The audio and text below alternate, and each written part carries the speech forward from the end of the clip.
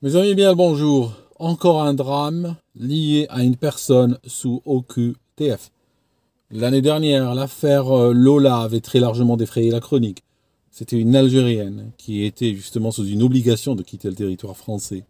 Cette année, on a la mort de Philippine, 19 ans. C'est un Marocain venu en 2019 avec un visa touristique via l'Espagne. Par la suite, dès son arrivée, littéralement, il s'est distingué par un crime odieux. Il avait violé une femme de 23 ans et il a pris 7 ans de prison. 7 ans de prison pour ce type de crime, connaissant la moséitude de la justice française, c'est presque beaucoup. Je ne dis pas, quant à moi, que le crime ne vaut pas tant. À mon sens, et dans mon fort intérieur, ce genre de crime devrait avoir des punitions beaucoup plus sévères. Par contre, quand la justice française donne 7 ans, c'est que il y avait autre chose. Il y avait des choses au-delà de la description du crime tel qu'il était annoncé par les médias. Aujourd'hui, ce type, condamné à 7 ans en 2019, ça signifie il y a 5 ans, ben, il est sorti de prison il y a extrêmement longtemps. Et puis il a récidivé, mais cette fois-ci de manière particulièrement barbare. Il a violé, tué une personne de 19 ans, une jeune femme. Et il semblerait qu'il y a dans le dossier beaucoup plus d'horreur que ce que les médias décrivent. Jusqu'à quand ça va durer cette histoire? Pourquoi ne pas supprimer ce système d'OQTF? Parce que l'OQTF, c'est quoi? C'est une mise en demeure. C'est l'administration, par exemple la police, qui met en demeure quelqu'un pour lui dire que il est grand temps de quitter le territoire. Ils ne vont pas exécuter eux-mêmes une disposition d'expulsion. Ils ne vont pas le contraindre. Ils ne vont pas l'y pousser. Ils ne vont pas le prendre manu militari et le mettre dans un avion. Non. C'est tout simplement, on lui donne un papier, une mise en demeure. Vous êtes présent illégalement sur le territoire français et on vous enjoint, en des termes extrêmement sévères, de partir de vous-même. Bien entendu, ceux qui reçoivent, les destinataires de ce genre de lettres, ils en rigolent.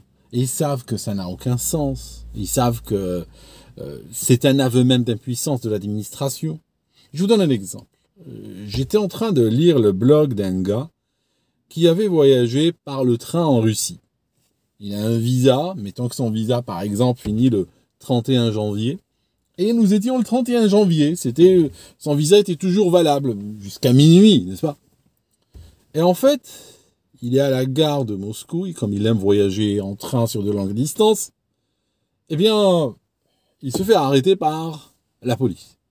Il regarde son visa, les flics, disant il y a un problème. Oui, mais mon visa, il est valable, nous sommes le 31. Non, non, non, il y a un problème. Un problème très sérieux. Lequel? Le train va arriver à la frontière russe après minuit. Il part de la gare, n'est-ce pas? Il va vers la frontière et quand il arrivera à la dite frontière, il sera 3 heures du matin. Donc on sera déjà le 2, enfin, on sera pas le 2, on sera le 1er février depuis 3 heures déjà. Donc là, on a une violation qui n'est pas encore survenue, mais qui va survenir de 3 heures du visa russe. Voilà où on sent les pays qui font respecter leurs frontières, qui ont une forme encore de souveraineté. Parce que sans frontières, il n'y a pas de pays. Si on n'a pas la souveraineté sur une frontière, parce que la souveraineté sur une frontière, c'est ce qui détermine la souveraineté sur un territoire. Un territoire, on ne peut pas proclamer et dire que ce territoire est à nous si on n'arrive pas à en protéger les frontières. Donc, l'OQTF. L'OQTF est un aveu de faiblesse de l'administration française. C'est une manière de dire, imaginez, vous avez des squatteurs chez vous, et vous allez frapper et leur dire, voilà, je vous donne une lettre, je vous enjoins de partir. Je vous donne une lettre je vous annonce une obligation de quitter mon logement.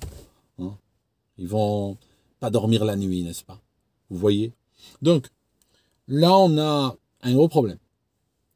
Avec le temps, l'OQTF est devenu un outil. Un outil de quoi? un outil pour l'administration de se débarrasser du problème. Hein. Ils ont sous la main, par exemple, quelqu'un qui a été gaulé pour du menu larcin, pour du vol, pour, je sais pas moi, du travail illégal, peu importe en quoi ils l'ont trouvé. Puis il réalise qu'il n'y a pas de papier. S'il n'y avait pas le dispositif OQTF, ils auraient dû faire quoi? Ils auraient dû partir tout de suite sur des mesures de contrainte, d'éloignement contraint.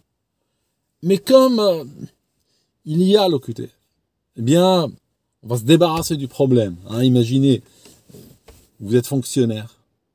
C'est vendredi, il est 16h. Vous n'avez qu'une envie, c'est rentrer chez vous. On vous ramène quelqu'un qui a été chopé dans un supermarché ou dans une bagarre ou parce qu'il possédait une arme blanche ou autre. Et vous réalisez que ça fait 2 ans qu'il est là sans papier. Soit il est rentré sans papier, soit il était au bénéfice d'un visa qui a expiré. Vous en faites quoi? Si vous voulez partir sur des mesures d'expulsion, oubliez. La loi aujourd'hui, l'État va même jusqu'à financer, aux personnes qui sont sous des mesures d'expulsion, va jusqu'à leur financer les avocats qui vont les défendre. Hein, qui vont les défendre contre la décision de l'État. Ça, tu ne verrais pas en Chine, tu ne verrais pas en Russie, tu ne verrais pas dans pratiquement tous les pays de la planète. Ils vont pas t'arrêter. Si on t'arrête, je sais pas moi, je connais pas par exemple la Corée du Sud. Je connais pas la Corée du Sud ou le Japon, mais je les vois très mal t'arrêter en violation de leurs lois et te payer un avocat qui vient te défendre pour que ça t'ouvre des droits. C'est ça le problème. C'est que violer la loi française ouvre des droits, n'est-ce pas? Et donc parmi les droits, c'est le droit justement d'obtenir une assistance légale pour pouvoir se battre et rester. On a également des associations. Ces associations sont financées par tête. Elles sont financées par le nombre de migrants qu'elles traitent. Elles sont subventionnées. Donc, elles ont tout intérêt à ce qu'il y en ait un maximum. Et aujourd'hui, cette histoire d'OQTF doit absolument être supprimée. Quand quelqu'un n'a pas, en particulier les criminels, on peut toujours parler, vous savez, il y a des gens de gauche, il y a des gens de droite, tous les avis peuvent diverger sur ces questions-là et on peut comprendre, on peut respecter les uns et les autres. Souvent, les postures, qu'elles soient dans un sens ou dans l'autre, ne sont pas dénuées de mérite. Je suis d'accord. Maintenant, aujourd'hui, il faut aller vers une plateforme sur laquelle tout le monde est d'accord.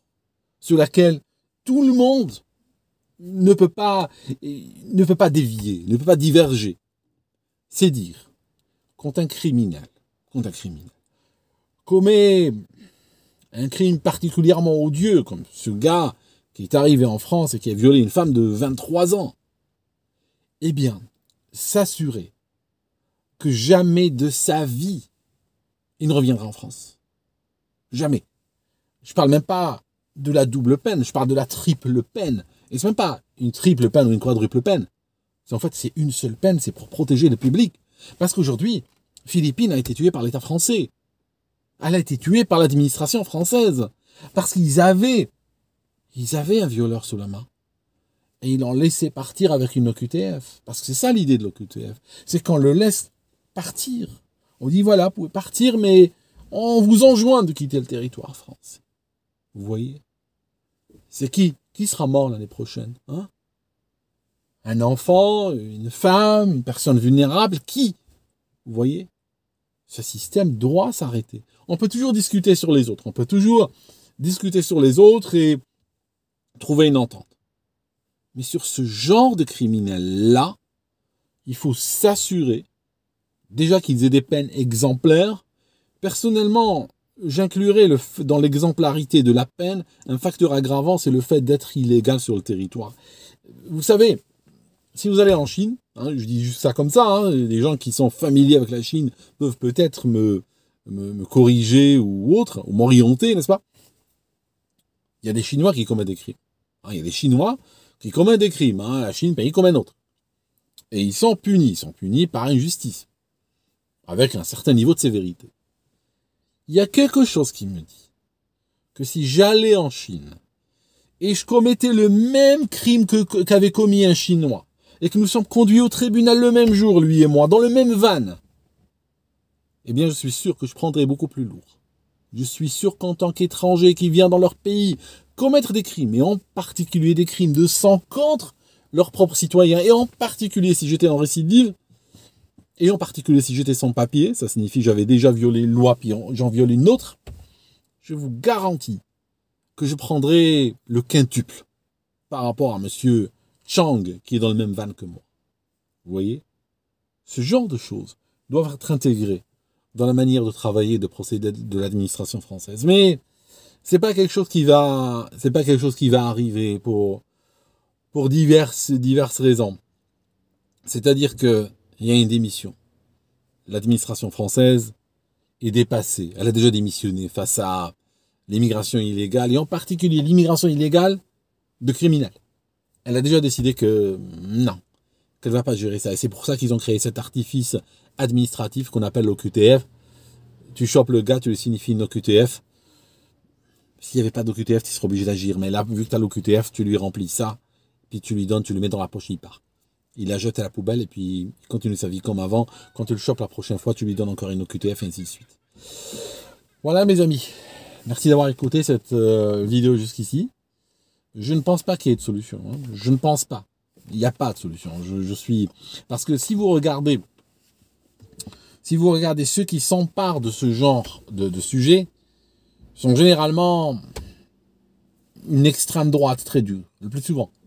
Et eux, l'extrême droite, eh bien, ils vont mettre tout le monde dans le même panier. Et ils vont te dire, moi j'en ai à foutre, que tu viennes il y a 6 mois ou il y a 3 jours sans papier, ou bien que tu sois là depuis 3 générations, pour nous c'est kiff Borico, que tu sois quelqu'un qui commet des crimes de sang, ou bien que tu sois quelqu'un qui lutte contre le terrorisme dans le pays, pour nous t'as pas vocation à être ici, tu dois dégager. Donc voilà, on a cette radicalisation d'un côté. Et face à une radicalisation, on a une autre. On a la radicalisation des cheveux bleus, des cheveux roses, qui eux aussi veulent que, bon voilà, il faut qu'ouvrir les frontières, il faut que tout le monde puisse venir. Les gens qui commettent des crimes, bon, c'est la faute à la société, hein, c'est la société qui les a rendus comme ça, c'est la faute à l'injustice, la faute aux inégalités, tout ça. Et donc, les uns sont face aux autres.